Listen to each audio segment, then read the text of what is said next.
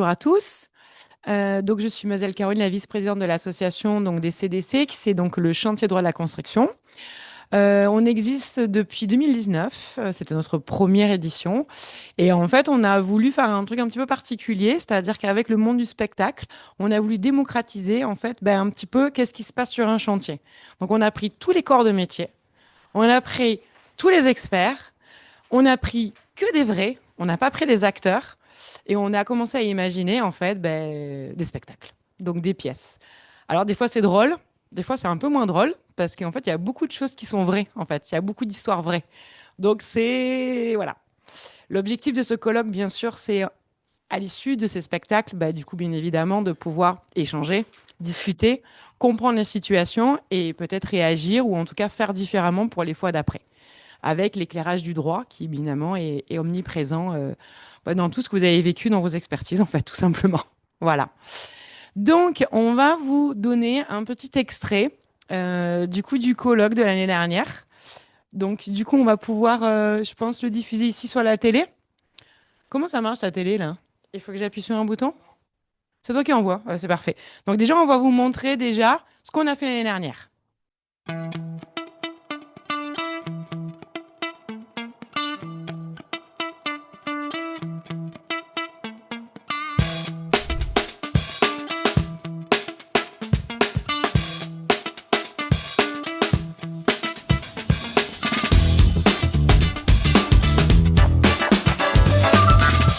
On est très heureux de vous accueillir ici à Castelnau, au Casma.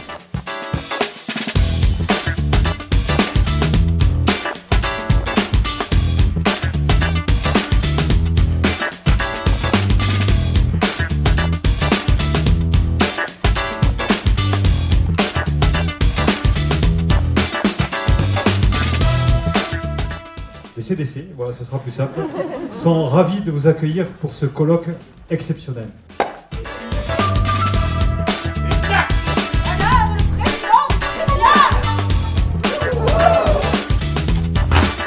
Le maître de l'ouvrage peut l'être bien.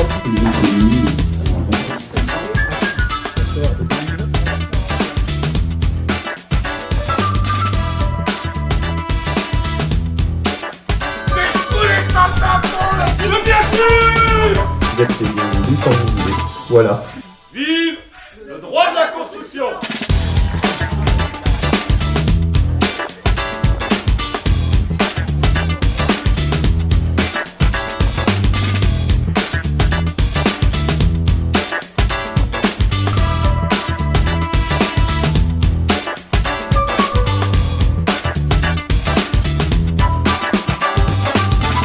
On peut rallumer. Donc, vous n'étiez pas là, mais on a prévu, du coup, de vous faire une scène. Comme ça, vous allez voir en vrai une petite pièce de théâtre. Et après, comme au colloque, on va pouvoir échanger justement sur cette scène et débattre ensemble, si vous le souhaitez, bien sûr, sur le droit, l'expertise et la construction. Enfin, des trucs que je crois que vous maîtrisez un peu quand même. Du coup, j'appelle ma troupe pour notre première. Messieurs les entrepreneurs, bon, on a fait un peu le tour de ce chantier. Donc, vous avez vu, on a encore 3-4 petites imperfections à reprendre. Ceci dit, la réception est à 18 h. On a encore le temps. Hein? Ok. Le téléphone, Excusez-moi, c'est le maître d'ouvrage qui appelle. Je prends l'appel, d'accord? Allô, allô, Madame Gendron? Oui, bonjour. Ça va bien? On est présent là. Ah, écoutez, je vous mets le haut-parleur, comme ça au moins, je suis avec les entrepreneurs, ils entendront, ce sera plus facile. Hein. Allez, vous pouvez parler. Oui, bonjour à tous. bonjour, Gendron. C'est super. Bon, par contre, je viens seulement de prendre l'autoroute et je ne serai jamais à l'heure ce soir. Hein. Alors, moi, ce que je vous propose, c'est qu'on reporte tout ça à demain matin. Pas trop tôt, hein, parce que moi, j'aime bien me reposer. Donc, 10 heures, si ça vous convient. On est bon? Ouais, 10 heures? Oui, ça bon, va, c'est bon pour moi. Vous êtes géniaux. Bon, Ouais, je vais m'arranger. c'est bien, merci. J'ai déjà prévenu Polo, mon copain Véroné. Il va nous faire un méchoui du feu de Dieu. C'est pour moi. Allez, à demain. Ah, ça c'est plus sympa. Bien grillé pour moi la viande. Hein, saignante. Merci, Madame le maître d'ouvrage. Donc, on se retrouve. Merci, au revoir. Eh bien, écoutez, messieurs, ça vous laisse un tout petit peu plus de temps pour faire relever les imperfections. Demain matin à 9 heures Oui. pour la réception. Oui. D'accord? Bonsoir, on va marcher. On va chercher Ok. un petit jus. Bon, Allez. petit canon. Allez, un petit canon. Allez. À demain matin.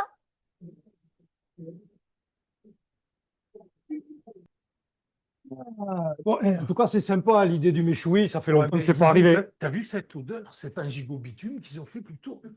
Oh, messieurs les entrepreneurs, arrivez. Je vais vous expliquer. J'ai été appelée. Oui, bonjour, monsieur le maçon. J'ai été appelée en plein milieu de la nuit par les pompiers.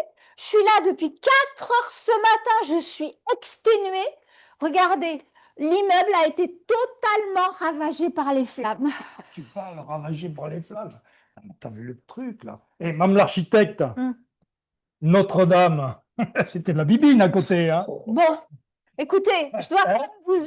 Oui, je peux rajouter que quand même, depuis que je suis là, j'ai appris par des voisins qui rentraient hier soir de soirée qu'un individu au comportement louche avait été aperçu autour avant le départ des flammes. Alors évidemment, non, d'abord la gendarmerie a commencé une enquête, mais à l'heure qu'il est, aucune cause n'est déterminée. On a bien la piste du suspect, mais pour l'instant, il n'est pas identifié et le lien avec le sinistre n'est pas encore établi. Voilà. On en est là. On est peinards. Puis remarque, moi j'ai déjà tout payé, alors au moins ça nous fera du taf. Hein. Et pour le Michou, on a déjà les braises. Messieurs, vous plaisantez ou quoi? Oh, faut bien rigoler un peu, même l'architecte, il n'y a personne qui a mouru quand même. Ah bon, alors carrément, mais soyez sérieux, un peu de respect quand même. Vous n'avez pas l'air de comprendre, hein.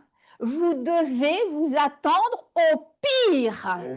Au pire, enfin, elle n'a pas grillé, Mme Gendron, quand même. Ils vont disperser des cendres. Ça vous fait rire? Pas moi, en fait. Et puis, je pense que vous allez changer de ton quand vous allez apprendre ce à quoi vous allez être confronté, hein. Parce que tout entrepreneur doit ses ouvrages au maître d'ouvrage. Contractuellement, il les lui doit jusqu'à la réception. Oui. Et donc, là, la réception n'ayant pas eu lieu, vous allez devoir les reprendre sans un sou de plus, c'est-à-dire sur vos propres deniers. Ça vous fait toujours rire? Ouais, tout doux là. Hein. Ah. Moi, je suis le maçon, j'ai rien à voir avec Ouais, charpentier. D'abord, ça fait 6 mois que j'ai terminé mon chantier et en plus je suis soldé. Alors, hein? Écoutez, messieurs, je suis désolée, mais maçon ou peintre, c'est pareil, hein. Même combat, vous avez les mêmes obligations. Donc, vous devez vos ouvrages jusqu'à la réception des travaux. C'est comme ça. Attendez, même l'architecte, là, il y a quand même bien des assurances pour ça, non? Ah, très bien. Les assurances. Très bien, très bien. Alors, en ce qui concerne le maître d'ouvrage, justement, je lui avais conseillé de prendre une TRC. Vous savez ce que c'est? Une touriste pied. Bien sûr, bien sûr. Mais je dois quand même vous avouer qu'au niveau du budget, financièrement, on était un peu serré. Donc, la maîtresse d'ouvrage n'a pas voulu prendre de TRC. Ouais, toujours pareil. Eh ouais. Alors, écoutez, c'est dommage parce que ça aurait pu justement payer les dommages, en fait, hein. Mais là, si j'ai un conseil à vous donner, c'est vous d'aller déclarer ce sinistre à votre assurance. Enfin, La décennale. pour autant que vous soyez assuré, que vous ayez pris une assurance qui couvre les dommages à vos ouvrages avant la réception. La réception. Eh oui. Et si on n'en a pas pris? Si on n'a pas pris. Eh bien, ça va être ennuyeux, hein, surtout pour vous, en fait. Pour toi. Pour vous. Ah bon. D'accord? Parce que vous allez devoir refaire, comme je l'ai dit tout à l'heure, les ouvrages sur vos propres deniers, comme je vous l'ai déjà dit, mais je vous le répète. Alors peut-être que vous pourrez peut-être avoir un recours. Eh oui, mais pour ça, il faudrait qu'on puisse identifier qui est le responsable de ce sinistre. Qu'il soit d'ailleurs malfaiteur ou Oh, entreprise. ben, ça, il fallait le dire. Ça, c'est sûr, c'est un coup d'électricien. Je l'ai vu il n'y a pas plus tard que 3 jours, il a encore tout fait péter le gougnafier. Ou l'étancheur. Parce que l'étancheur, il est venu souder un relevé d'étanchéité hier matin. Ah, à tous les coups, ça a couvé toute la journée, puis... Ouais, il est toujours en train de se balader avec son flambeau. Ouais. Monsieur, Ouais. non, c'est pas aussi simple que ça. Hein. Et puis surtout, c'est pas à vous de décréter ce genre de choses. Je vous l'ai dit, d'abord, il faut qu'une enquête soit menée et qu'ensuite, un responsable soit identifié, c'est-à-dire quelqu'un qui aura commis une faute en relation directe avec le sinistre. Voilà. Alors, en attendant, si vous ne voulez pas avoir de pénalité de retard, je vous conseille de bien vouloir reprendre le travail tout de suite. Ça commence à sentir le roussi, cette affaire. Et Mme l'architecte, là, si on avait réceptionné hier soir, il se passait quoi? Ah oui, c'est vrai, ça. Il est parfait, lui. Au milieu de la classe, comme si vous étiez petit. Question. Alors, si vous aviez réceptionné, si nous avions réceptionné hier soir, les choses auraient été différentes parce qu'effectivement, par la réception, il y aurait eu un transfert du risque des entreprises vers le maître d'ouvrage. Et dans ce cas, c'est l'assurance multirisque habitation qui aurait pris en charge ce sinistre, au moins dans un premier temps. D'accord? Mais là, messieurs les entrepreneurs, restons positifs. Relevons les manches, gardons le cœur à l'ouvrage, sachons maintenir les braises jusqu'au prochain méchoui. Au boulot!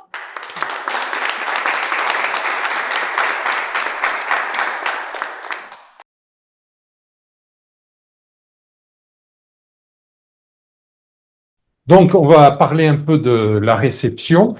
Et qui dit réception dit loi Spinetta. Donc moi, dans un premier temps, je vais vous lire la loi Spinetta, même si vous la connaissez tous par cœur. Donc, que dit la loi Spinetta? La réception, c'est l'acte par lequel le maître d'ouvrage déclare accepter l'ouvrage avec ou sans réserve.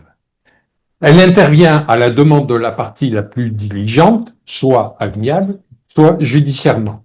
Elle étonne tout état de cause prononcé contradictoirement.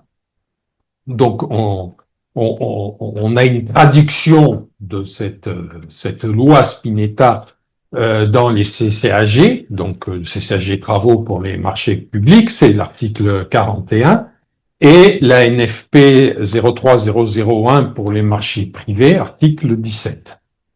Vous pouvez aussi avoir parfois des CCAP, et je vous encourage à le faire, qui donnent quelques précisions sur le cadre de la réception, bien sûr, tout en respectant la loi. Alors, d'abord, on l'a dit, c'est l'acte par lequel le maître d'ouvrage déclare accepter l'ouvrage. Donc, on le comprend bien, c'est un acte unilatéral du maître d'ouvrage. Hein, c'est le maître d'ouvrage qui réceptionne, donc il peut se faire assister d'un maître d'œuvre, etc. Mais c'est bien le maître d'ouvrage qui réceptionne et lui seul. Alors, Maître Datavera tout à l'heure nous dira qu'il y a des particularités en marché public où des fois on peut pallier à l'absence du maître d'ouvrage. Mais en marché privé, l'absence du maître d'ouvrage fait obstacle à la réception, puisque c'est lui qui réceptionne. C'est quand même une notion très importante à avoir, parce que c'est vrai que des fois, on est en expertise, on voit des PV de réception, le maître d'ouvrage n'a pas signé, le maître d'ouvrage était-il là, cette réception existe-t-elle, etc., etc. Donc, autre point important, la réception, donc vous le comprenez, c'est un acte, donc elle est unique. Hein. Ce qui ne veut pas dire qu'il n'y a pas des opérations préalables. Mais depuis la loi Spinetta de 78, je crois, la réception provisoire n'existe plus. Et pourtant, des fois, on entend parler de réception provisoire. Non, ça n'existe plus. C'est l'unicité de la réception qu'il faut bien comprendre, c'est cette fameuse acte unique. Donc, organiser des opérations préalables, mais le jour de la réception, c'est l'instant T. Et c'est bien cet instant T que vient d'illustrer la scénette qu'on vient de voir. Alors moi, je l'aime beaucoup parce que justement, il illustre bien ça. C'est que au moment de la réception, tout change. La garde de l'ouvrage passe de l'entreprise au maître d'ouvrage, les assurances se déclenchent, etc., etc. On déclenche aussi la procédure de décompte général définitif, etc. Moi, j'aime bien l'image aussi de la météorite qui arrive et qui arrive sur la maison. Je suis avant, après, avant, après. Et gardez ça en image. C'est évidemment la fin de l'exécution de l'ouvrage, puisque pour que le maître d'ouvrage puisse en prendre possession, et cette transition, pensée, c'est la remise des clés. C'est bien de l'illustrer par la remise des clés aussi, puisque à l'instant de la réception, on remet les clés au maître d'ouvrage, et ça c'est une image, je pense, qui est forte, puisque avant le chantier, c'est un chantier, c'est aux entreprises. On remet les clés au maître d'ouvrage le jour de la réception. Ben, c'est fini. Les entreprises n'accèdent plus au bâtiment. À partir du moment où on a remis les clés au maître d'ouvrage, s'il y a des réserves encore à lever, eh ben, les entreprises seront à la disposition du maître d'ouvrage qui ouvrira son bâtiment quand il le souhaitera pour qu'elle lève des réserves. Ça change tout. Donc, cet acte de transfert de l'ouvrage, qui est donc, on le dit, avec ou sans réserve. Donc la réception, bien entendu, peut être assortie de réserve. On voit des fois des maîtres d'ouvrage qui disent « je réceptionne que quand il n'y a plus de réserve ». C'est aberrant que de dire ça. On réceptionne un ouvrage qui est réceptionnable. Bien entendu, on ne peut pas réceptionner alors que la maison n'est pas habitable. On est bien d'accord. Mais en tout cas, quand le bâtiment est habitable, on réceptionne. Mais il peut y avoir des réserves. L'important quand on parle de réserve, c'est évidemment de dire que toute réserve doit être notée et que toute réserve notée doit être levée. Donc évidemment, quand on met une réserve, on réfléchit un peu à la réserve qu'on va mettre dedans. Moi, ça m'est arrivé de voir réserve sur les fondations. Et alors, et pourquoi on n'a pas construit le bâtiment alors qu'il y avait une réserve sur les fondations? Il fallait évidemment agir au moment. Parce que si vous réceptionnez avec une réserve sur les fondations, que se passe-t-il? Ben, vous ne pourrez pas la lever. Mais surtout, deuxièmement, les assurances ne vont pas fonctionner. Donc, évidemment, on réfléchit quand même avant de mettre des réserves. La réception règle le sort des vices apparents. Alors, Maître Datavera vous en parlera un peu tout à l'heure. Les vices apparents pour un maître d'ouvrage incompétent. C'est très important parce que là aussi, on règle le sort. C'est-à-dire que, évidemment, le maître d'ouvrage ne pourra plus rechercher la responsabilité de l'entreprise, mais peut-être celle du maître d'œuvre. On le verra plus tard. Je continue sur ma loi Spinetta. Elle est, en tout état de cause, prononcée contradictoirement. Alors, ça, c'est très important. Elle est contradictoire. Donc, on a vu que c'est le maître d'ouvrage qui réceptionne, que son absence fait obstacle à la réception, mais il faut qu'elle soit contradictoire des entreprises. Donc, il faut que les entreprises aient été convoquées en bonne et due forme. Bonne et due forme, c'est-à-dire que je prouve qu'elles ont bien été convoquées. Donc, accusé, recommandé avec accusé de réception. Ou alors, un document contresigné de convocation. Mais un mail perdu dans la nature, ça ne vaut que chi. Sauf si, peut-être, on pourra en parler, mais si c'est que vous envoyez toutes les semaines un compte-rendu de chantier, toujours à la même date, après chaque réunion de chantier, et que là, vous introduisez dedans, c'est un début de preuve. Pas le mail, mais la régularité de l'envoi. Il y a des choses qui commencent à arriver comme e-convocation. Je ne sais pas ce que j'aimerais bien avoir ton avis là-dessus, Anne-Sophie, on verra. Qui sont des éléments qui peuvent apporter des éléments de preuve sur une convocation. Et enfin, elle intervient à la demande de la partie la plus diligente, soit à l'amiable, à défaut contradictoirement. Donc là, la loi Spinetta, vous voyez qu'elle en dit plein de choses en quelques phrases. Moi, j'aime bien ce texte parce que je trouve que c'est un texte riche et bien dit et bien près du chantier. Alors qu'après, on a des applications qui, des fois, deviennent très compliquées, notamment en marché public. Mais en tout cas, c'est un texte que je trouve bien dit. Donc, elle intervient à la demande de la partie la plus diligente. Donc, tout le monde peut demander, enfin la partie, les deux parties, c'est bien l'entreprise et le maître d'ouvrage, c'est eux qui ont signé le marché. Donc c'est la partie la plus diligente des deux qui va pouvoir demander la réception. Bien entendu, le maître d'ouvrage et éventuellement l'entreprise peut demander la réception. Mais on a dit que c'était un droit unilatéral du maître d'ouvrage. Si le maître d'ouvrage ne veut pas réceptionner, il ne réceptionne pas. Hein? Et bien à ce moment-là, l'entreprise, si le maître d'ouvrage ne réceptionne pas à tort, je dirais, et on va voir qu'il peut avoir des bonnes raisons de ne pas réceptionner, mais s'il le fait à tort, l'entreprise va pouvoir demander une réception judiciaire auprès du juge en référé construction. Et donc, selon la jurisprudence, mais peut-être on pourra compléter après, moi je connais 3 éléments importants. C'est d'abord, le bâtiment est achevé, présente des risques pour la sécurité des personnes. Ben évidemment, on ne va pas livrer un bâtiment au maître d'ouvrage alors même qu'il y a un risque pour sa sécurité. Il manque des garde-corps ou il n'y a pas d'escalier pour monter à l'étage. On ne peut pas le réceptionner.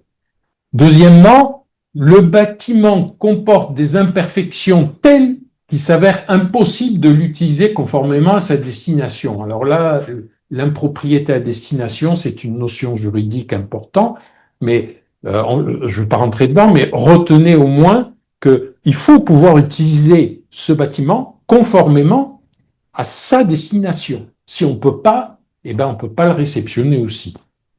Troisième jurisprudence, c'est le nombre de réserves est tel qu'on ne pourra pas les lever. Alors j'aime pas trop ça, parce que pour moi ça n'existe pas des réserves qu'on ne peut pas lever. Je pense que l'idée c'est de dire, comme on aura transféré l'ouvrage au maître d'ouvrage, eh ben, en fait, les entreprises, l'accès va devenir beaucoup plus difficile. Et donc, à un moment donné, s'il y a trop de réserves, ben, ça va devenir infernal. Le maître d'ouvrage dira, ben, moi, je ne peux pas vous accueillir, c'est pas possible, venez plutôt la semaine prochaine. Et alors, l'entreprise, ah ben oui, la semaine prochaine, je suis pas disponible, moi, etc. Enfin, vous imaginez que ça peut devenir très compliqué. Je pense que l'idée derrière, elle est là.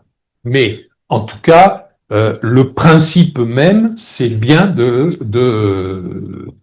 d'en arriver à la réception.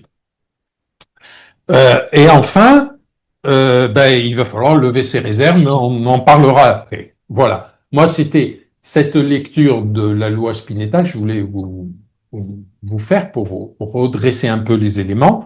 Après, on a vraiment une approche qui peut être différente entre marché public et marché privé, et donc je vais donner la parole à Maître Datavera pour vous exposer un peu ça.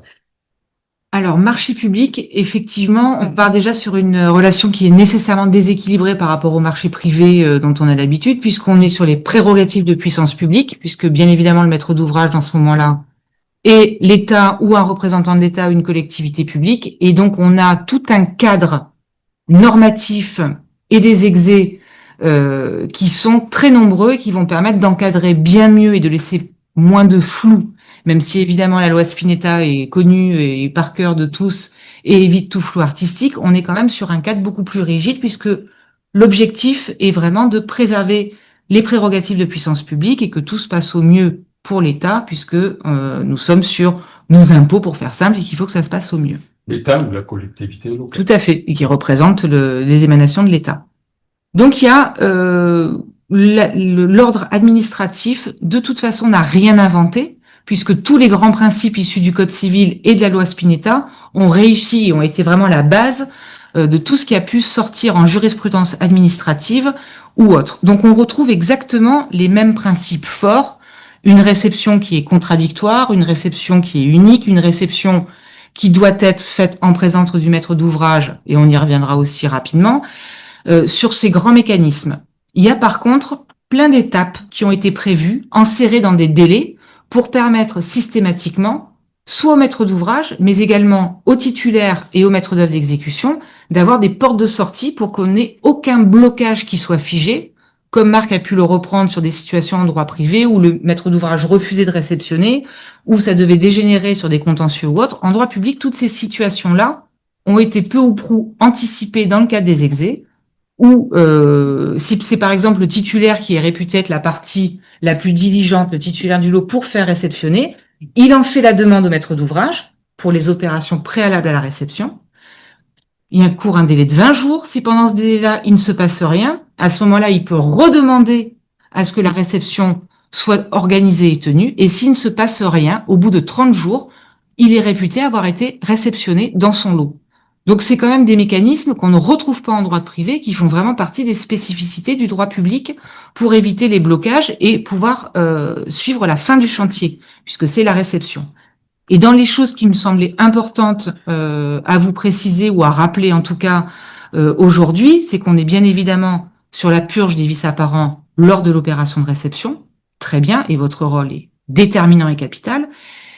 Surtout parce que c'est le glas de la fin des relations contractuelles. En marché public, quand il y a une réception qui va être sans réserve, quand il va y avoir un référé, une requête en référé expertise ou en tout cas un désordre qui va être pris, si l'expert judiciaire qui est désigné estime que le désordre qui est invoqué par le maître d'ouvrage public n'est pas de nature décennale, on l'a revu, atteinte à la solidité de l'ouvrage, ou une impropriété à destination qui est donc une construction jurisprudentielle, et c'est pour ça qu'il y a plein d'éléments qui peuvent faire rentrer un désordre dans la catégorie d'impropriété à destination, puisque ça peut être une généralisation d'un désordre qui va le rendre impropre, une atteinte à la sécurité des personnes qui va rendre l'ouvrage impropre. On est sur beaucoup de choses qui peuvent être laissées quelque part à l'appréciation de l'expert judiciaire. Eh bien, si dans le cadre de sa mission, il estime que les désordres pour lesquels il a été désigné ne sont pas de nature décennale, je vous disais, la réception, c'est la fin des relations contractuelles. Le maître d'ouvrage n'aura pas de recours à l'encontre des locataires d'ouvrage puisqu'il n'y a pas de mécanisme pour actionner une responsabilité contractuelle. Et responsabilité contractuelle, on sait aujourd'hui que la théorie des dommages intermédiaires prend de plus en plus de place. Ça aussi, ce sera un vecteur qui sera fermé sur le volet droit public. Là où, par contre, c'est inquiétant plus pour vous, et on revient sur la notion de désordre et de la purge des désordres apparents, c'est qu'on va pouvoir venir rechercher votre responsabilité uniquement sur le devoir de conseil. Est-ce que vous étiez en capacité, est-ce que vous auriez dû, au moment de la réception, d'alerter le maître d'ouvrage ou d'attirer son attention sur le fait qu'il y avait tel ou tel point qui aurait dû être réservé et faire l'objet d'une réserve qui accompagne le procès-verbal de réception. C'est le seul angle d'attaque sur lequel on va pouvoir éventuellement venir rechercher uniquement l'architecte et plus les locataires d'ouvrage si les désordres ne sont pas de nature décennale. Ce qui fait qu'en cours d'expertise, sur des désordres et des marchés publics, on peut se retrouver dans des situations assez ubuesques. Alors souvent en tant que locataire d'ouvrage ou archi, bien évidemment, tout le monde va un petit peu plus respirer, que ce soit l'assuré ou même le maître d'ouvrage, parce qu'il est toujours plus confortable d'avoir un assureur en face plutôt qu'une entreprise ou un architecte. Donc on préfère être sur le terrain décennal qui normalement devrait être garanti. Sur les marchés publics, il y a un enjeu qui est d'autant plus important pour le maître d'ouvrage, parce que s'il n'est pas vigilant sur la qualification que va retenir l'expert judiciaire, il peut se retrouver chou blanc ou uniquement avec l'architecte. Où là, à ce moment-là, il y a des partages de responsabilités qui peuvent être envisagés par la suite.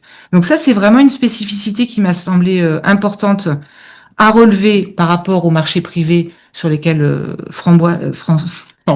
pardon.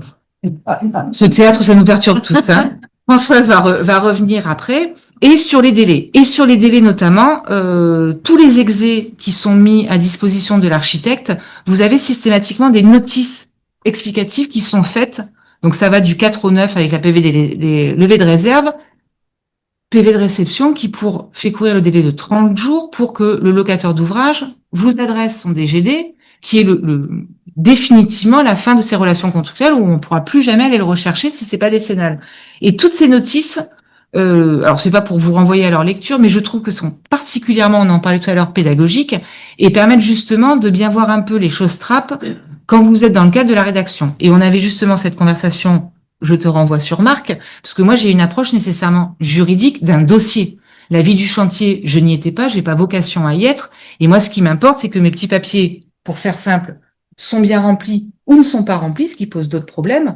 Et donc, ce que je vais retenir, c'est le PV de réception qu'il a signé, la date d'achèvement des travaux. Est-ce que ça va avoir un intérêt de faire repartir ce petit curseur 2 mois avant ou pas? Le maître d'ouvrage était présent. Est-ce que j'ai les éléments qui me permettent de dire que l'architecte était effectivement présent et a effectivement fait le job, pour faire simple, pour attirer l'attention du maître d'ouvrage? Et j'apprends que dans la pratique, il y a effectivement des modalités qui vont permettre de s'affranchir peut-être dans un premier temps de la présence du maître d'ouvrage, tout en levant bien évidemment les réserves, en tout cas en les indiquant si elles y sont ou autres. C'était les points qui me semblaient un peu essentiels. Après, s'il y a des questions plus précises, je serais ravie d'y répondre. Je ne vais pas être plus longue sur ce point, en espérant avoir déjà insisté sur les choses qui me semblaient importantes, parce qu'après, sur les levées de réserve, les réflexions de prix dans le cas des DGD ou autres, je pense que vous le maîtrisez largement mieux que moi, mais sur ces petits points importants concernant votre responsabilité et les points sur lesquels il me semble être important d'être très vigilant dans les marchés publics. Je vais donner la parole à Françoise qui va nous parler de la réception en marché privé avec réception partielle et réception par lot. Oui. Alors, donc, moi, j'ai la tâche de vous parler de tout ça. Marc a déjà dit un certain nombre de choses. Je vais le répéter malgré tout. La réception est unique et définitive.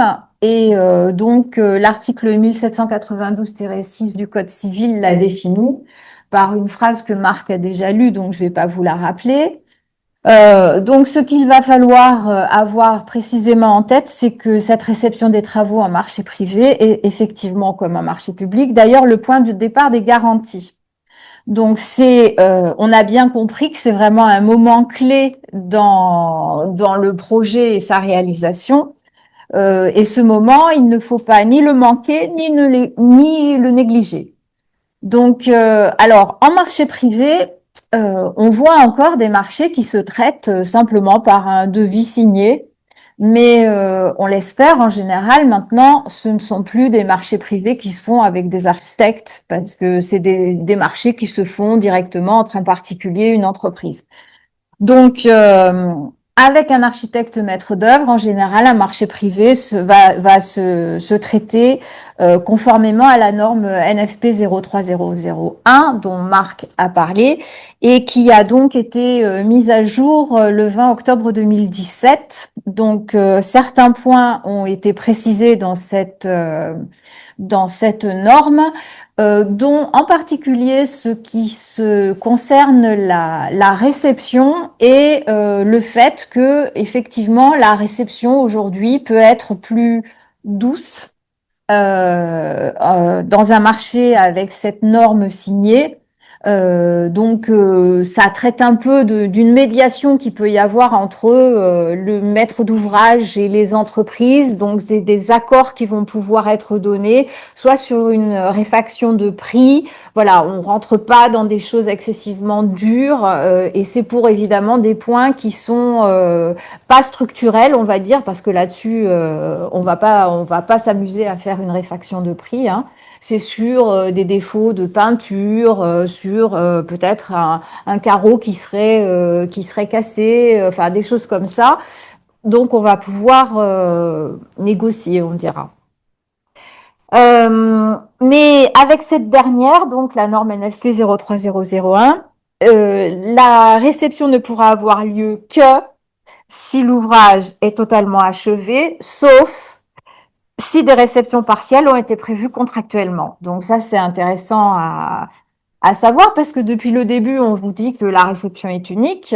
Et là, je vous dis qu'elle est unique, qu'elle ne se fait que quand le bâtiment est totalement achevé, sauf si on a prévu des réceptions partielles qui ont été effectivement consignées dans le contrat. Alors,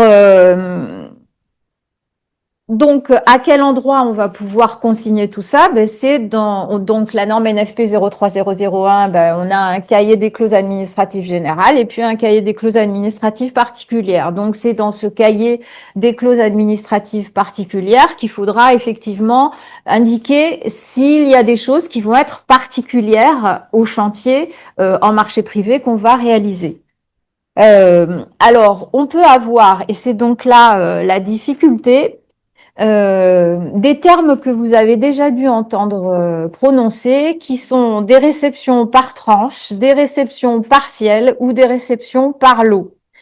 Alors, il faut un peu revenir sur le pourquoi de tout ça, parce qu'il y a eu effectivement de la jurisprudence sur le sujet.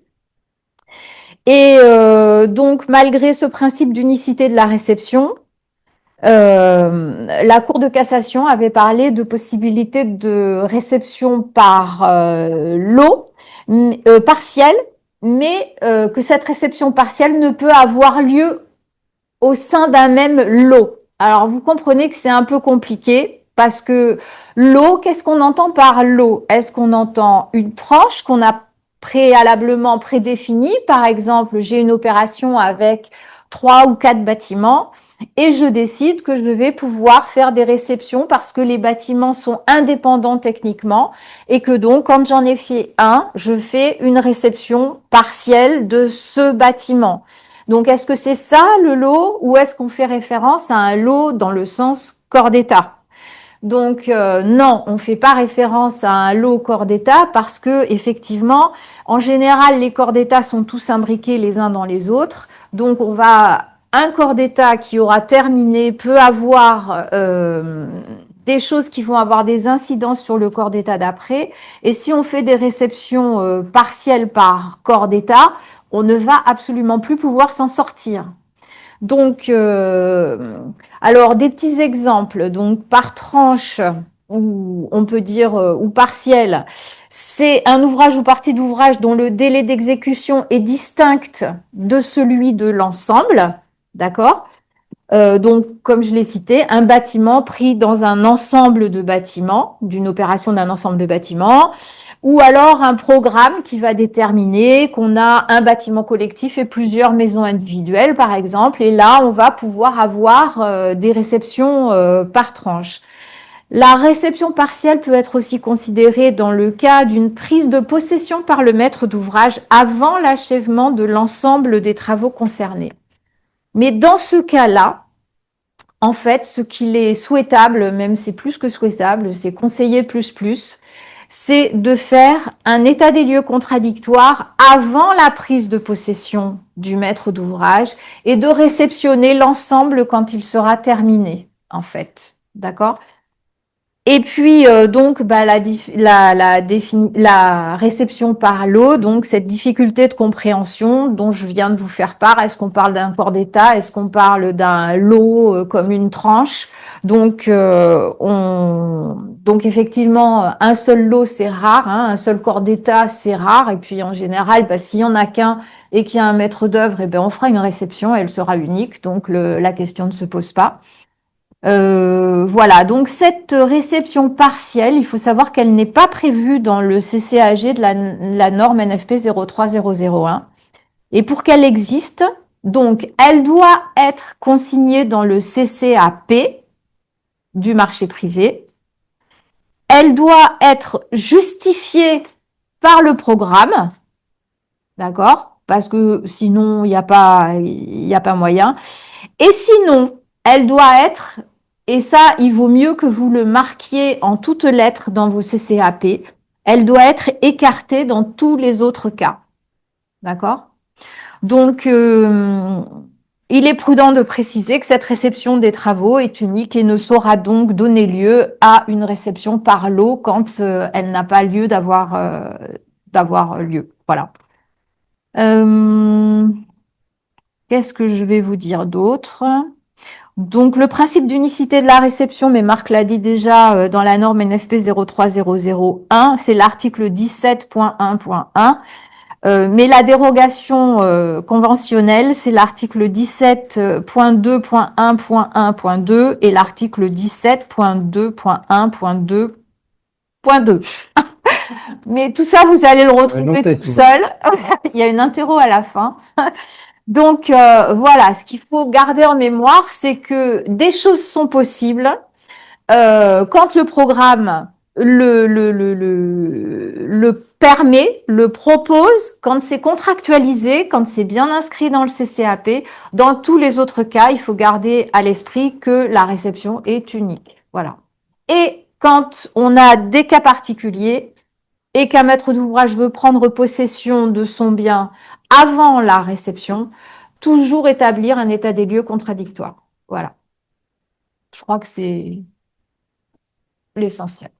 Jacques va nous parler des assurances. Je voulais juste vous donner une anecdote. Le premier colloque était consacré à la réception des travaux et j'avais bien aimé une réflexion que nous avait faite M. De Guardia, qui était le président de la Chambre de construction au tribunal judiciaire de Montpellier, qui nous a dit « Il en est de la réception par l'eau comme des poissons volants, l'essentiel de l'espèce vit sous l'eau. » Ouais. Donc il était peu partisan de la réception par l'eau. Mais si tu parles de Guardia, j'ajouterais aussi qu'une fois j'avais une discussion avec lui et qui trouvait la réception par l'eau très bien chez De Guardia. Et moi je lui disais c'est une abomination. Le casse fait là. Et justement, parce que nous, quand on a des majors du BTP, ils veulent réceptionner par l'eau. Et donc, ils nous viennent avec leur jurisprudence pour réceptionner par l'eau. Et donc, on sait que si on commence à réceptionner corps d'État par corps d'État, on se retrouve dans une panade si jamais il y a un sinistre pas possible. Et ben, c'est pour ça que dans le CCAP, comme disait Françoise, eh ben, il faut que vous indiquiez qu'il n'y aura pas de réception par l'eau ou de réception partielle, sauf si vous en avez décidé, bien entendu, pour des raisons particulières. Mais en fait, ce que m'expliquait Monsieur De Guardia, c'est que pour lui, c'est un outil. Quand il est en expertise, quand il est en jugement, il y a un sinistre avec une fissure sur un bâtiment, ben, il va réceptionner le gros œuvre s'il n'y a pas eu de réception générale, juste pour déclencher l'assurance. Donc pour lui, c'est un outil. Ça ne veut pas dire que c'est une bonne chose pour nous. Les intérêts sont pas les Parce mêmes. que justement, on va lui demander, et l'expertise, dans la mission de l'expert qui a été désigné, on demandait qu'il donne les éléments pour une réception judiciaire. Voilà, Et exactement. c'est à ce moment-là. C'est à ce moment-là qu'il va utiliser. Voilà. Et quand on donne les éléments, on va peut-être donner des éléments en disant que réception globale, on peut pas, mais peut-être le gros œuvre, en effet, ou etc. Ce que je veux dire, c'est qu'en fait, en cours de chantier, s'il y a un sinistre constaté, qu'il y a une expertise qui se déroule, par exemple, sur le gros œuvre, à ce moment-là, l'expert va faire une réception, c'est ça? C'est pas tout à fait ça. C'est que, en fait, ce cas-là, on le retrouve. On n'est plus en cours de chantier. C'est que le chantier s'est mal terminé. Ouais. Les entreprises ont disparu. Le maître d'œuvre, il y en avait pas, ou alors il a disparu aussi. Et le maître d'ouvrage se retrouve avec son bâtiment qui a des fissures, alors qu'il est même pas réceptionné. Et c'est là que le juge, s'il y a un référé construction, va chercher une solution, pourra peut-être aller chercher un assureur. Et donc, il va essayer de réceptionner le gros œuvre. Bon, on a un assureur là qui ne sourit jaune quand je dis ça, mais oui, c'est parce que sinon, on s'en sort pas, quoi. Et c'est plutôt l'avocat qui va demander, dans le cadre de la mission, qu'il va proposer au tribunal pour l'expert judiciaire, qu'il s'attarde pour donner les éléments pour que la réception judiciaire puisse être prononcée dans un deuxième temps, quand lui va récupérer le dossier. Par le juge. Parce qu'il n'y a que le juge. L'expert judiciaire, il apporte des éléments permettant au juge de prononcer une réception. C'est surtout pas l'expert judiciaire qui va décider d'une réception judiciaire. Juste, il apporte des éléments. Tous les autres cas, bon, moi j'ai eu la demande, j'ai eu un très gros chantier. Classique. Quand c'est un major, il va essayer. Ses travaux. Et puis après, il a commencé à râler parce que ça traînait. En plus, c'était un période de Covid. Je pense que les jeunes qui sont dans l'institution qui n'ont pas pareil que ça. Nous, on vous entend, mais ils vous entendent pas. Oui, je disais que j'ai eu un petit peu le cas avec un chantier, un très gros chantier, où le gros œuvre a été terminé rapidement et l'entreprise a souhaité réceptionner. Cas d'école. Et du coup, bon, moi, dans le CAP, j'avais dit que la réception se produirait à la fin à la fin des travaux de l'ensemble des lots. Je l'avais bien précisé. Et du coup, j'ai pas eu, mais ça a bataillé quand même. Hein. Et comme il avait signé, oui, il faut batailler. Bon, j'ai pas eu ce problème, mais je me suis posé la question si finalement c'était pas une bonne idée alors de réceptionner, de faire cette réception en avance de phase sur juste ce lot. Certainement pas, parce que tu découvres après en cours de chantier qu'il y avait un problème aux grosses œuvres. Ouais, c'est ça le problème. Oui, oui. Et oui, tu vas peut-être...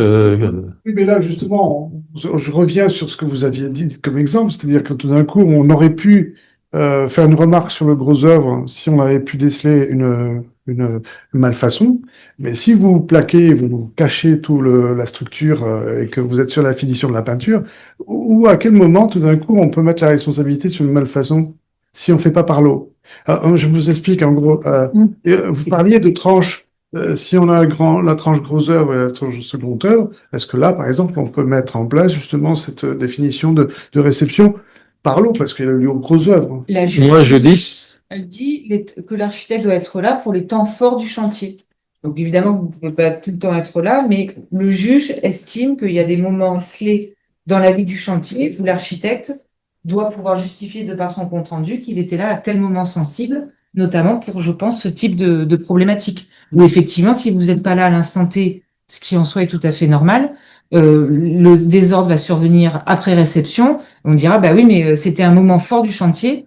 Vous auriez dû vous assurer que le ferraillage était posé à ce moment-là ou autre. Exemple. En tout cas, c'est la réponse du juriste. Oui, bien sûr, mais c'est toute la notion d'obligation de moyens et d'obligation de résultat. En cours de chantier, l'entreprise a une obligation de résultat parce que c'est elle qui construit. Le maître d'œuvre contrôle la conformité de l'ouvrage avec le marché de travaux. Il y a une obligation de moyens. Bien entendu, quand il est en amont et qu'il fait ses pièces à lui, il a une obligation de résultat.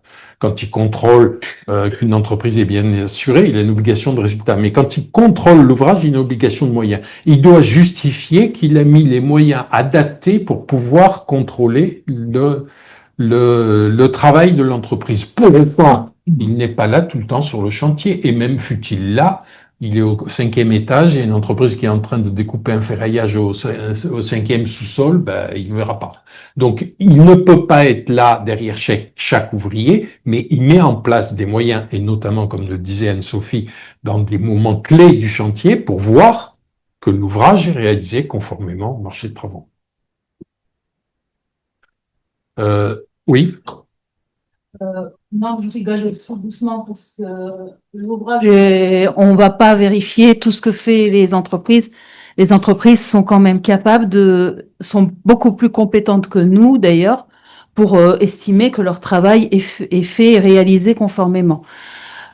C'est pas pour ça ma question, c'est ma remarque, c'est quand même on est censé coordonner le projet, on n'est pas censé contrôler que toutes les entreprises ont réalisé correctement, enfin, qu'elles ont respecté les règles de l'art. Si elles sont pas capables de mettre un ferraillage, c'est elle qui est responsable. C'est plus compliqué que ça. Tu Non, dois ouais, mais il y en a ras-le-bol ras-le-bol sur tête, mais c'est mais ça, c'est mon coup de gueule.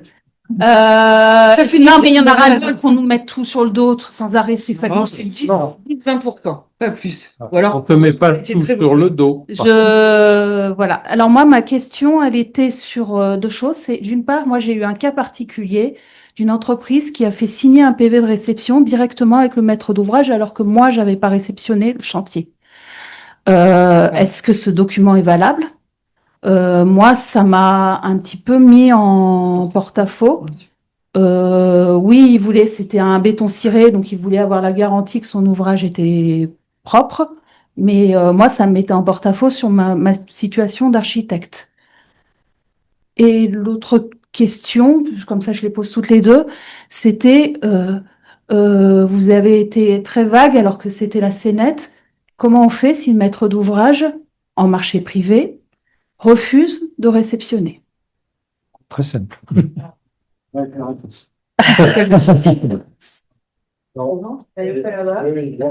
Bonsoir à tout le monde. Je suis Bertrand Tesser. Tu devrais prendre une chaise. Ouais.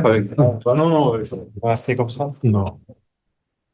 Donc, je suis Bertrand Tesser, je suis le responsable du pôle service client de la SMA BTP à Montpellier.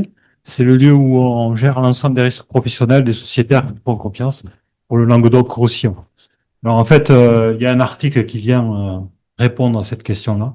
C'est l'article 1788 du Code civil, qu'on connaît beaucoup moins que l'article 1792, et qui dit en substance que si la chose vient à périr de quelque manière que ce soit, c'est pour ça que Marc prend l'exemple dans la météorite, la perte en est pour l'ouvrier qu'on prend de l'entreprise, à moins que, et ça on oublie souvent, le maître d'ouvrage fut mis en demeure de recevoir l'ouvrage.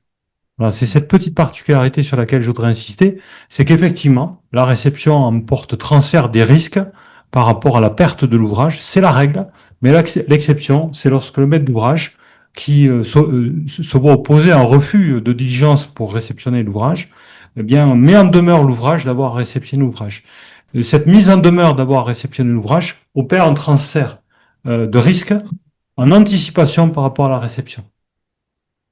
Et c'est ce qu'on disait aussi, vous m'entendez tout à l'heure, quand on parlait du refus de réception du maître d'ouvrage. Le maître d'ouvrage, c'est lui qui réceptionne, mais il ne peut s'opposer à la réception sauf à avoir un refus motivé. Et c'est les raisons qu'on a évoquées tout à l'heure. Il ne peut pas refuser simplement parce qu'il n'a pas envie de réceptionner. Il le refuse. D'ailleurs, il y a un élément. C'est que bien souvent, le maître d'ouvrage ne veut pas réceptionner, mais il veut rentrer. Hein? Alors on lui dit, ah ben non, on ne va pas rentrer si on ne peut pas réceptionner. Si vous pouvez rentrer et occuper les lieux, c'est que vous pouvez réceptionner. Et en plus, c'est complètement idiot de la part du maître d'ouvrage que de refuser la réception. C'est complètement idiot. Moi, un jour, j'ai eu un cas comme ça. Je me souviens, j'avais un collaborateur, on travaillait sur un logement collectif avec un bailleur social, et puis il fait la réception, et là, bon, je dirai après comment je vois la réception, mais le PV de réception part chez le maître d'ouvrage. Et puis, quelque temps après, comme ça, je lui dis, mais alors, tu en es où avec la réception? Ah ben, le maître d'ouvrage, il refuse de signer le PV de réception. Ah bon? Pourquoi? Ah ben, c'est un principe chez lui. Ah bon? Ben, écoute, on va avoir un rendez-vous. Donc là, on arrive chez le bailleur social. Et d'ailleurs, ça t'intéresse. Et le maître d'ouvrage dit, oui, c'est notre juriste qui nous dit ça. Alors, il va chercher le juriste arrive, et le juriste, il vient et il dit, ben voilà, on a un assureur qui nous a expliqué que il fallait pas qu'on réceptionne avec des réserves, qu'il fallait parce qu'une fois on a eu un problème avec un archi qui arrivait pas à lever les réserves. Donc depuis, on en a discuté avec notre assureur et tant qu'il y a des réserves, on ne signe plus le PV de réception. Moi je dis mais donc quand il manque une marche à l'escalier, vous sautez par la fenêtre vous. Je veux dire, en quoi c'est l'intérêt du maître d'ouvrage que de ne pas réceptionner? Les assurances ne se déclenchent pas. Il a un bâtiment qui n'est pas assuré. Et c'est du suicide. Bien évidemment, l'intérêt du maître d'ouvrage, c'est de réceptionner. Le seul qui pourrait avoir un intérêt à ce qu'on ne réceptionne pas, ben, c'est l'assureur. Oui, parce qu'il n'assure pas. Mais sinon, c'est aberrant. Tout le monde a intérêt à réceptionner, le maître d'ouvrage, l'entreprise, le maître d'œuvre. Évidemment, on ne réceptionne pas un bâtiment qu'on ne peut pas réceptionner, mais à partir du moment où on peut réceptionner, on réceptionne. Je précise un peu cette partie. Réceptionner, c'est lot par lot. C'est pour moi global. On fait une réception. Le jour J, l'instant T. Et juste, si vous permettez, pour la réception qui a été faite sans l'archi entre le maître d'ouvrage et l'entreprise, moi, j'aurais tendance à dire, vous faites un courrier recommandé aux deux en rappelant votre mission complète avec assistance aux opérations de réception et de dire que de deux choses l'une, soit vous faites votre job jusqu'au bout et à ce moment-là, il y a une opération de réception qui est faite avec votre concours, ou alors que vous prenez acte de ce que le maître d'ouvrage a réceptionné en direct avec l'entreprise sans votre concours et que vous vous affranchissez, que vous n'avez pas votre garantie qui pourrait être en jeu. Mais de clarifier la situation, que ce soit auprès de l'entreprise ou auprès du maître d'ouvrage, qu'on ne vienne pas après vous rechercher s'il y avait un problème, puisqu'on vous a exclu, on vous a enlevé cette tranche d'émission.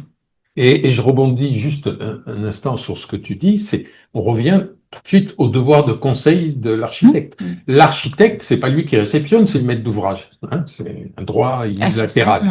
Par contre, l'architecte conseille le maître d'ouvrage. Et il va dire au maître d'ouvrage, ce bâtiment, vous avez intérêt à refuser la réception parce que justement, par exemple, il manque les garde-corps et il y a un risque pour votre sécurité, ou au contraire, vous devez accepter la réception parce que si vous le refusez, c'est abusif, l'entreprise va pouvoir aller demander une réception judiciaire et ça va se retourner contre vous. Je voudrais répondre à madame et après Oui. je vous donne la parole. Je comprends votre agacement. Je trouve que la Sénète avait l'avantage de mettre en évidence la dichotomie qu'il y a, la différence qu'il y a entre les régimes de responsabilité de l'équipe d'ingénierie au global et des entreprises. Mais c'est Jacques qui justement Voilà. doit venir Et là-dessus. par contre, je réponds précisément à madame, c'est en fait, vous n'êtes pas responsable de tout, mais en même temps, vous n'êtes pas responsable de rien. Au titre du suivi, ben, vous pouvez voir votre responsabilité engagée pour faute, c'est un fondement différent, et vous risquez d'être recherché à travers une condamnation in solidum.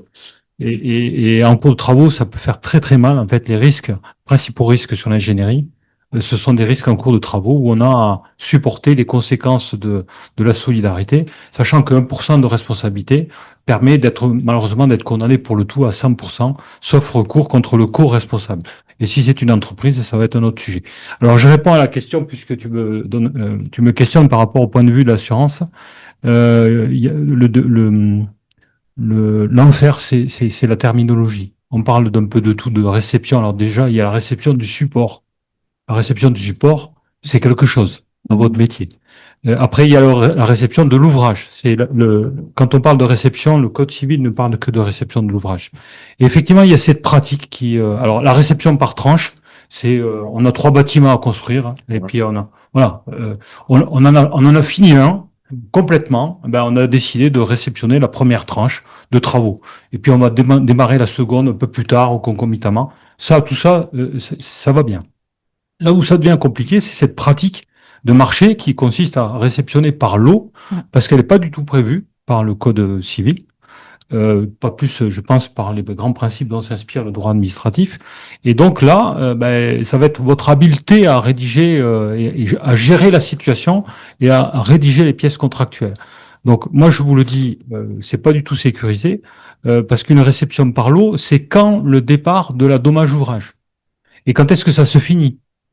Voilà. Est-ce que la réception de l'ouvrage, c'est à partir du moment où la réception du gros œuvre est prononcée?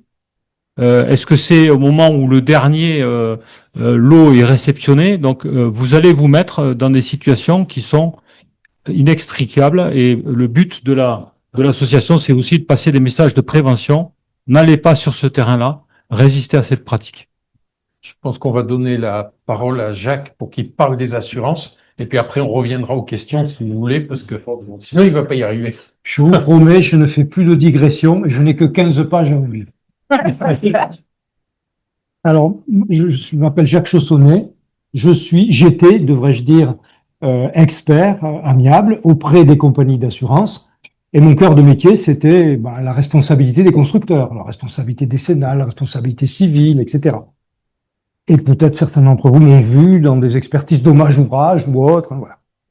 Alors, on m'a chargé aujourd'hui de vous parler de l'aspect assurantiel de la chose. J'entends par là de l'aspect assurance des dommages avant réception, tel qu'illustré par la Sénète. Alors, comme vous avez dû le voir, la Sénète porte sur un sinistre survenu avant réception, fût-ce de seulement quelques heures, mais ça change tout en termes de responsabilité, et là on l'a répété à l'envi, en termes de responsabilité, de garantie et d'assurance. Après réception, pas de problème. Les garanties légales s'appliquent, la garantie décennale, la garantie biennale, pas de problème. Mais avant réception, on le sait, cette réception, elle transfère le risque des constructeurs vers le maître d'ouvrage. Ça aussi, on l'a répété. En revanche, avant qu'elle ne soit prononcée, chaque constructeur reste redevable de ses propres ouvrages, quoi qu'il arrive, même si le sinistre résulte d'une cause étrangère, même en cas de chute d'une météorite, comme nous le disait tout à l'heure Marc. C'est-à-dire que si une météorite tombe sur l'immeuble qui vient d'être réalisé, il n'y a pas de possibilité de s'exonérer, quand bien même c'est manifestement une cause étrangère. Bon. Mais il y a bien des assurances alors, pour plagier notre constructeur facétieux. Eh bien oui, bien sûr, il y en a, mais attention, retenez bien d'abord qu'il ne faut pas compter sur les garanties obligatoires des contrats de responsabilité décennale, des contrats dommage-ouvrage. Elles ne vous seront d'aucun secours. Alors, eh bien, il faut souscrire volontairement des garanties appropriées, car aucune obligation légale n'y contraint le constructeur. On doit s'assurer pour sa responsabilité décennale. On n'a pas à s'assurer pour sa responsabilité civile, c'est facultatif. De la même façon, il est facultatif de s'assurer pour les dommages avant réception. Donc, il faut faire l'effort de s'assurer. La palette des contrats n'est pas très étendue finalement. Le plus évident, celui qui devrait s'imposer, vous le connaissez tous, c'est le contrat tout risque chantier, la TRC. Comme pour l'ADO, ce contrat est en général souscrit par le maître d'ouvrage. Ça couvre quoi, la TRC? Ça couvre les dommages matériels causés à l'ouvrage avant réception, mais ça peut couvrir aussi du matériel, de l'outillage, des fournitures. Et quel type d'événements peuvent être couverts? La liste n'est pas exhaustive. Ça peut être le vol, les tentatives de vol, les catastrophes naturelles, l'inondation, le chantier est inondé à l'occasion de pluie, voilà. L'effondrement, l'incendie, l'explosion, le dégât des eaux. C'est presque terminé, il y a une fuite par le toit terrasse, ça endommage tous les embellissements qui malheureusement viennent d'être réalisés. La TRC peut intervenir. Les dommages aux existants, etc. Pour quelle période? Alors là, c'est super simple. C'est de la DOC, de la déclaration d'ouverture du chantier, à la réception des travaux. Autrement dit, pendant la période effective de réalisation du chantier. C'est là que la TRC peut trouver application. Quand doit-on la souscrire? Je dirais que, pour faire simple, le plus tôt possible, et en tout cas, si possible, avant la déclaration d'ouverture de chantier. Quels sont ses avantages? Assez simple aussi. L'existence d'une police TRC, c'est l'assurance, sans jeu de mots, d'un financement rapide des travaux de réparation, ce qui permet de limiter les retards éventuels et les conséquences financières qui peuvent en découler.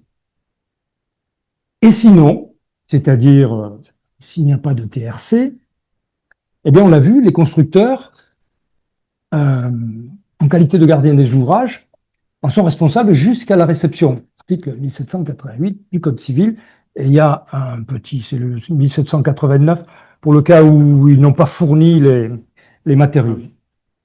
Voilà. Et ces constructeurs seraient bien inspirés de s'assurer pour ce risque, même à l'absence d'obligation légale, on l'a rappelé tout à l'heure. Qu'est-ce qu'on peut assurer?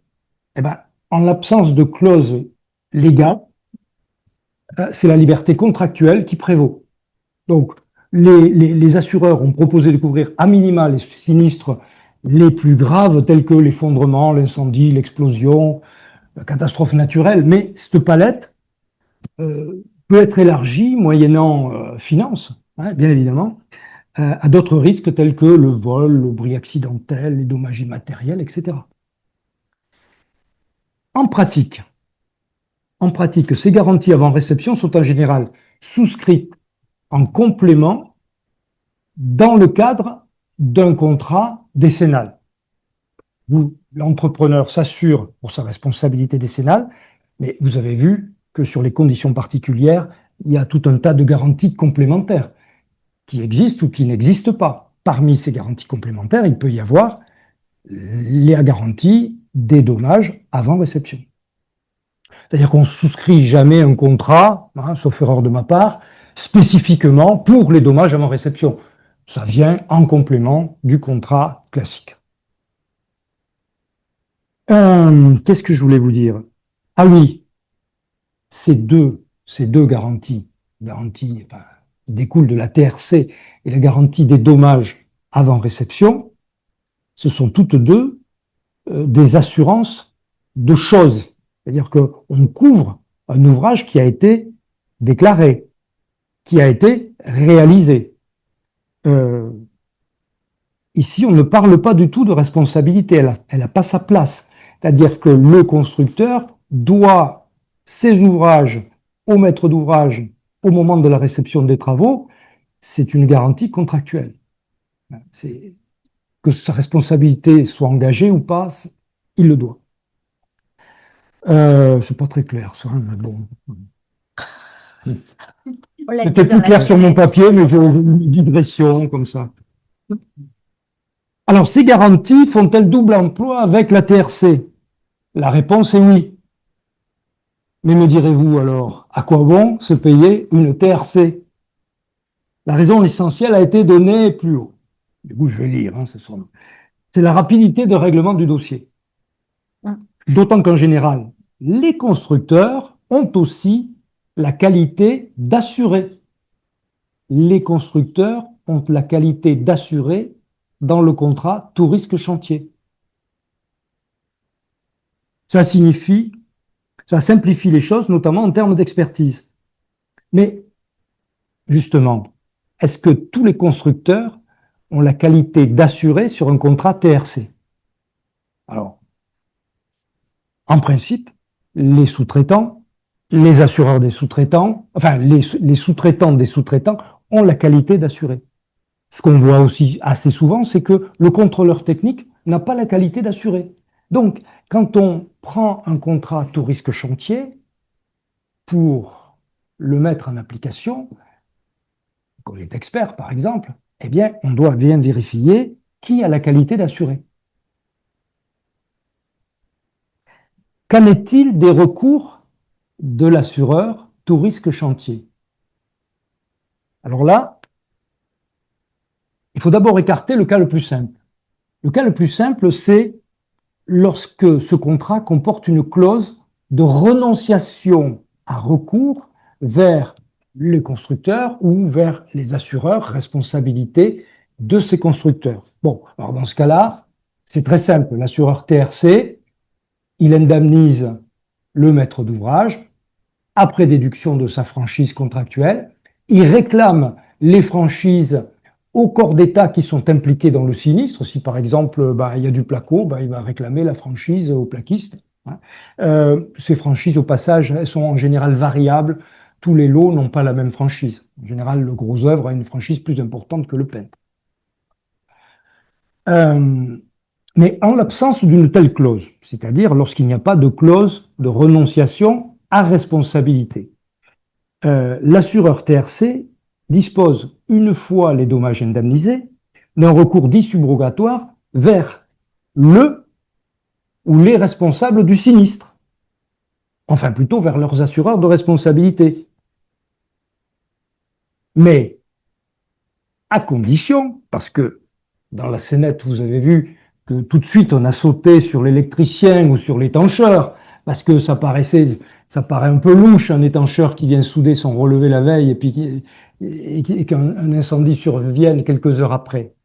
Mais il faut démontrer la responsabilité de ce constructeur ou des constructeurs qui sont susceptibles d'être concernés par ce sinistre.